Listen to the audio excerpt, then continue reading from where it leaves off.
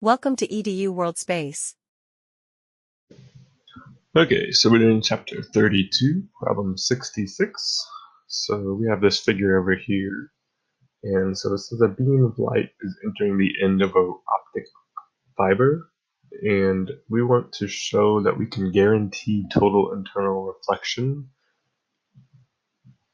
at this entering right here, no matter what angle alpha is, as long as we have an N2 of greater than or equal to about 1.42. So we want to show, so we want total internal reflection into the fiber at this point right here for any arbitrary alpha, as long as N2 is greater than 1.42. So that's what we're trying to show here. So we can start by doing Snell's law and let's work backwards. So we're going to work at this last output first. So the condition for total internal reflection would be this delta angle being 90 degrees. Okay, so we can set up our Snell's law then, and we can also note that N1 is air, so this is 1.00.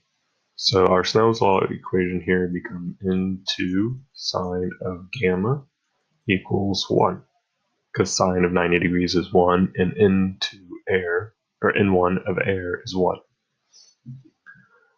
So we can now find that this is the minimum angle gamma needs to be here. So we can solve for this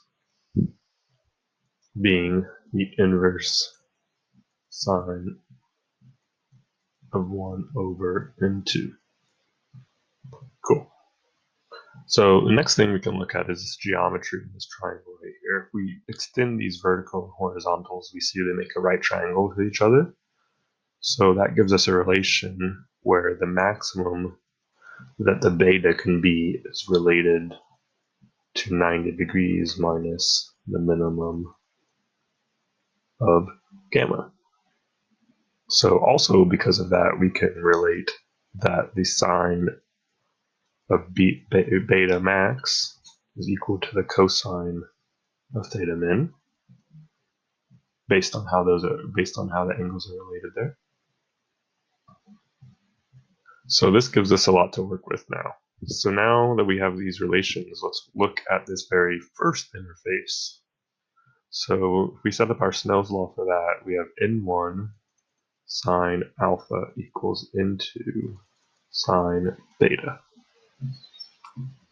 So we want this for any arbitrary angle, alpha. So the most extreme one it could be is right at 90 degrees.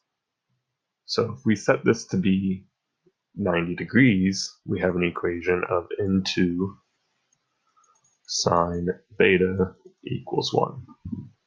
But we also know that sine beta is cosine of gamma, so this is also N2 cosine of the minimum gamma.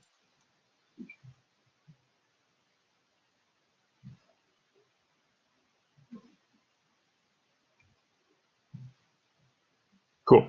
So when we divide that result for the refraction angle, we see that N2 is greater than or equal to 1 over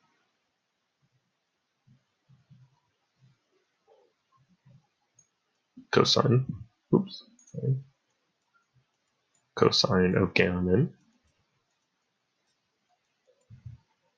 Cool.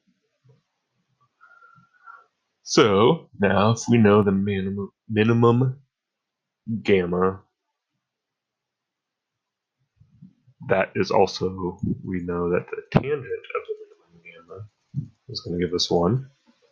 And this corresponds to minimum gamma being 45 degrees. So if we write this out, we see that this is now 1 over sine 45 degrees.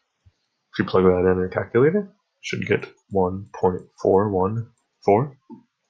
So we just showed that total internal reflection happens only if N2 is greater than or equal to 1.414, or about 1.42.